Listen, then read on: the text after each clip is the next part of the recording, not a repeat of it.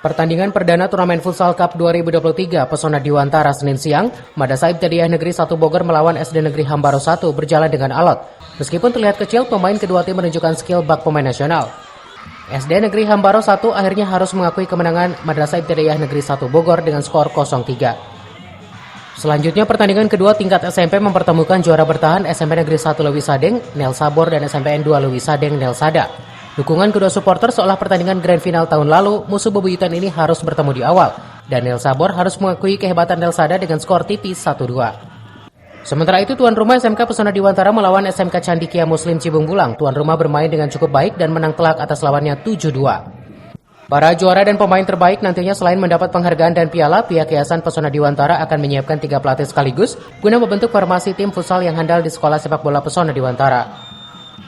Juara kebetulan kita sudah sepakat dari beberapa kita pilih, beberapa pelatih, ada 3 pelatih kita pilih. Kita akan mengadakan kegiatan SSB, sekolah sepak bola yang kita coba kita fasilitasi di Pesona Diwantara ini, dan akan kita ikutkan turnamen-turnamen di tingkat kabupaten, ya, kabupaten yang mengatasnamakan sekolah sepak bola. Dan sepak bola itu bukan hanya dari Pesona Diwantara saja, tapi dari teman-teman sekolah sekitar ini kita libatkan di situ untuk membawa mengangkat nama Bogor Barat, dan sekaligus tadi sesuai awal tadi ya, menghilangkan rasa anak-anak itu jauh dari narkoba, anak-anak itu jauh dari tawuran, anak-anak itu jauh dari kegiatan-kegiatan yang negatif. Karena seperti itu.